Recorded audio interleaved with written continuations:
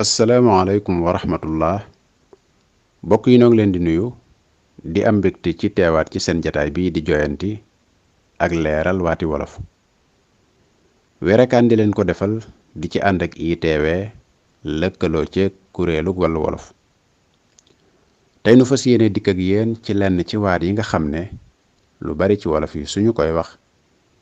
ci làkku arab lañu koy wax te man koo wax ci làmmiñu wolof ndax am na ci benn barsaq, ñaar àjjana, ñett asamaaw wala asamaan, ñeent mimbar wala minbar, juróom aada, juróom benn bidaa, juróom ñaar xibaar, juróom ñett karaama, juróom ñeent muhjisa, fukk xarqu aada, fukk ak benn yowmal qiyaam. bokk yi mboolem waat yi wolof di wax ci làmmiñu arab am na ci làmmiñu wolof. benn barsaq mooy janiw, ajjana mooy guyaar, asamaaw wala asamaan mooy téeg,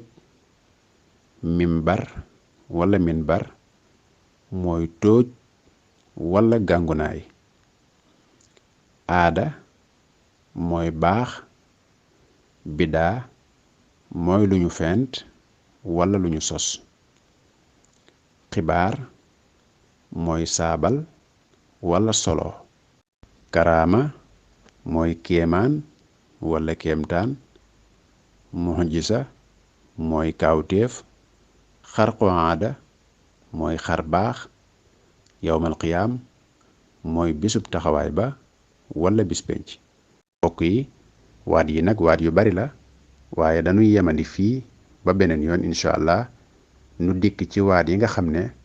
wolof da koy faral di wax ci làkku tubaab te man koo wax ci làmmiñu wolof.